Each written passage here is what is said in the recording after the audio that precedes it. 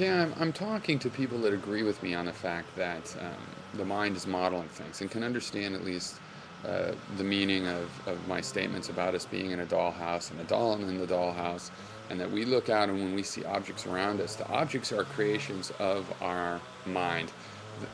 What our eyes actually are seeing is a patches of color, and one's highlighting their related shades, and we're deducing 3D information and saying, ah, there's an object there. We create an object in our model when we have that experience.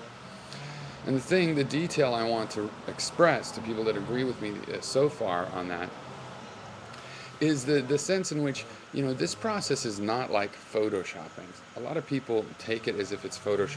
Like, you get a picture of the world, but you photoshop it. You get a picture of the clouds, and you photoshop the face in the cloud on top.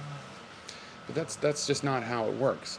This is someone making a model. Think about it. If you have a building, let's say it's a historic building, and so you want to have someone make a model of that building, they're not going to use the materials from your building, right? They're going to make something that looks like your building out of the materials they normally use, the balsa and styrofoam or whatever they use. You know, they are not taking your building and then photoshopping it into a model. That's not how models work. They are recreating the model just like a painter looking at a landscape with an easel looks at the landscape and paints the picture on the easel.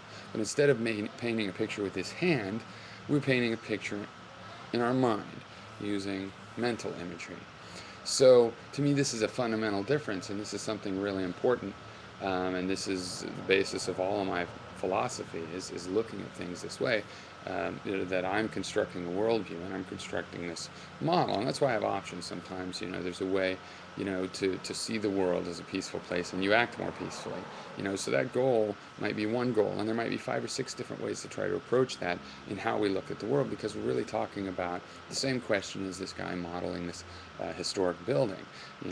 There's an old sink in there. He's got no little model sinks like that. He's got to decide if to, how to make one, how accurate it should be, or just to put in a regular sink and not worry about it, or not show the sinks at all. He's making those kinds of decisions. Those are the kind of decisions that we are making. So, we can get creative. We can have more than one material we might want to solve that with. And probably in no cases that material necessarily the one that's actually used in the building. So, it's 2 different views, and I think it's very important and very correct that the second view, the view that we are just creating these models and not photoshopping an image, it's crucial, because this is how come.